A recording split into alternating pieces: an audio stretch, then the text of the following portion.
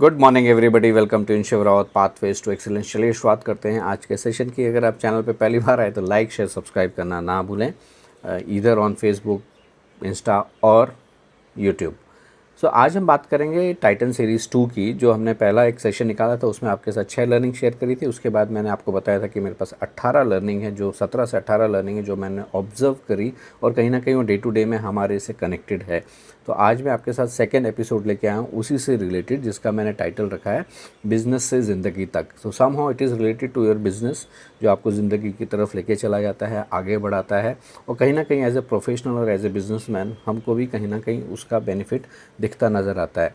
और कभी ना कभी उन चीज़ों से हम कहीं ना कहीं कहते हैं ना मिले होंगे, हमारे सामने ऐसी सिचुएशन आई है। तो वो कौन सी सिचुएशन है, लेट अस अंडरस्टैंड। इनोवेशन जो है ना शुरुआत में महंगी लगती है। मतलब इनोवेशन बोलो, कोई प्रोजेक्ट बोलो, कोई चीज़ आप करने जा रहे हो, कोई भी नया चीज़ आप करने जा रहे हो, तो कई बार हम लोगों के सामने ऐसी सिचुएशन आ जाती है कि यार ये तो बहुत महंगा सौदा है, इसको अभी हमको करना नहीं चाहिए या छोड़ देना चाहिए।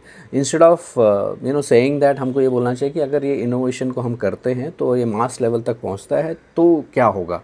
तो अगर आपका सवाल ये आता है कि तो ये मास लेवल तक पहुँचेगा और लोगों तक पहुँचेगा और आपका प्रोडक्ट अच्छा है, या आपने कोई ऐसा प्रोजेक्ट आपने स्टार्ट किया वो आपका अगर आपका अच्छा है, तो इनिशियली ये आपको शायद महंगा सौदा लगेगा, लेकिन जब ये रीच तक पहुंच जाता है, डिस्ट्रीब्यूशन इसकी बढ़ जाती है, तो ऑटोमेटिकली ये लोगों को सस्ता मिलता है। एंड देन आपके पास काफ़ी ज़्यादा फीडबैक आते हैं, आपके पास लिमिटेड फीडबैक नहीं रहते हैं।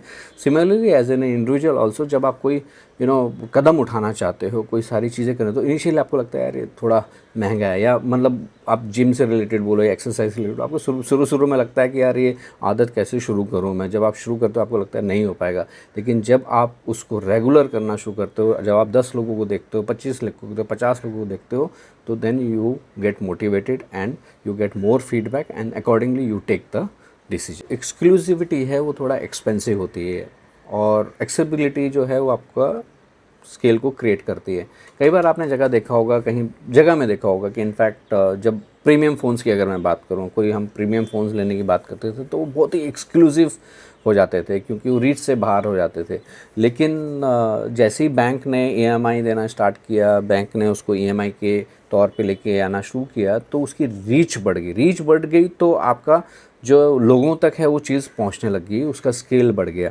आप स्टडी की अगर हम बात करते हैं तो आपकी ऑनलाइन स्टडी से आपकी रीच ज़्यादा बढ़ गई। बट अगर आपके पास एक्सक्लूसिव ट्यूटर आता है घर पे, या आप एक्सक्लूसिवली एक जगह पढ़ने के लिए आते हो, तो वो शायद आपको थोड़ा कॉस्टली लगता है। हो सकता है वहाँ पे चीज़ें भी बहुत बेहतर हो, कोई बड़ी बात नहीं है।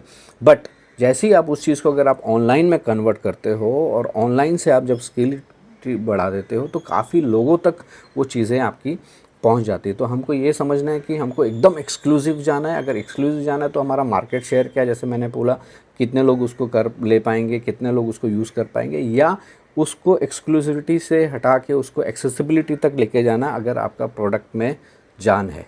आपको पता है कि आपका जो फेस है वो नेगोशिएट करता है इन एनी परिस्थिति, एनी सिचुएशन में। अगर आप जाओ, चाहे आप नौकरी के लिए जा रहे हो, वहाँ सैलरी नेगोशिएट कर रहे हो, या आप मार्केट जा रहे हो, आप कोई चीज़ प्रोजेक्ट खरीद रहे हो, तो वहाँ पे भी आपका जो है ना फेस नेगोशिएट करता है। अभी फेस कैसे नेगोशिएट करता है, हम इमीडिएटली शायद कभी कभी जम कर जाते हैं, यार बहुत बढ़िया है। अरे बढ़िया है, that means you are giving an signal to the other party कि बस इसको तो चीज़ पसंद आ गई है, अभी जो मैं रेट बोलूँगा उतना ही रेट मेरे को इसका मिलने वाला है। तो आपको क्या करना चाहिए? क्या आपको अपने फेस को अलाउ करना चाहिए? कई बार आप देखो कि मीटिंग्स में आप बैठे हो, तुरंत आप रिएक्ट कर देते हो।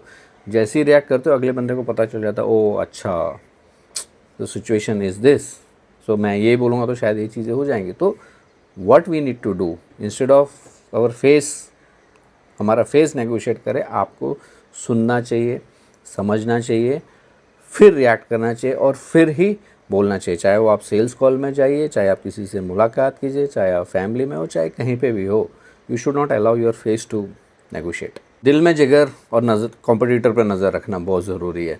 जिगर से तो आप एकदम आगे बढ़ जाते हो, लेकिन अगर आप कंपटीशन पे नज़र नहीं रखोगे तो शायद हम कंपटीशन से पीछे हट जाएंगे। कई बार हम सोचते हैं कि यार क्या फ़र्क पड़ता है, मुझे कुछ फ़र्क नहीं पड़ता, मेरा प्रोडक्ट अच्छा है, मैं ऐसा करूँगा वैसा करूँगा। बट आप धीरे धीरे देखते हैं आपका प्रोडक्ट तो अच्छा है, कस्टमर भी आपके पास है, लेकिन कस्टमर की संख्या दूसरे के पास ज़्यादा होती है।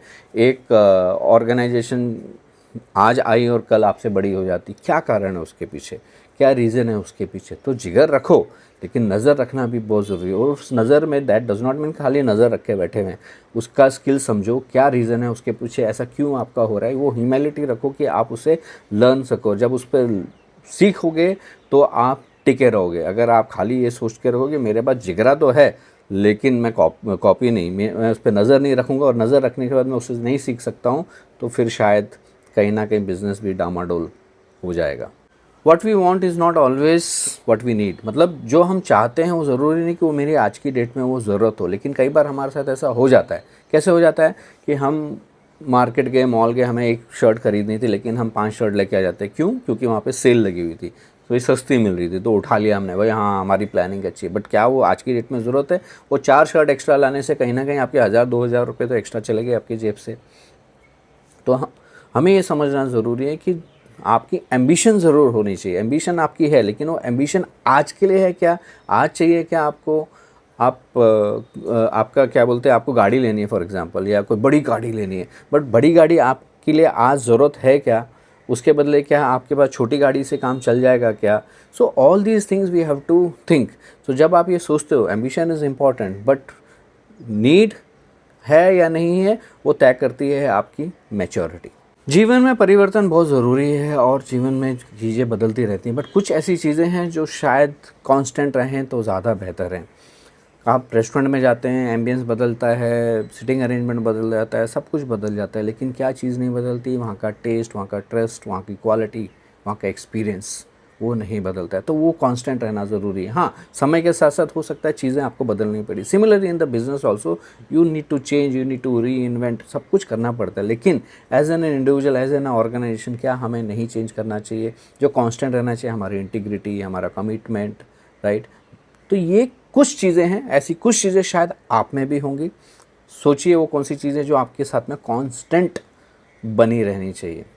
Think about it. Thank you very much listening to me, Shiv Rawat, Pathways to Excellence.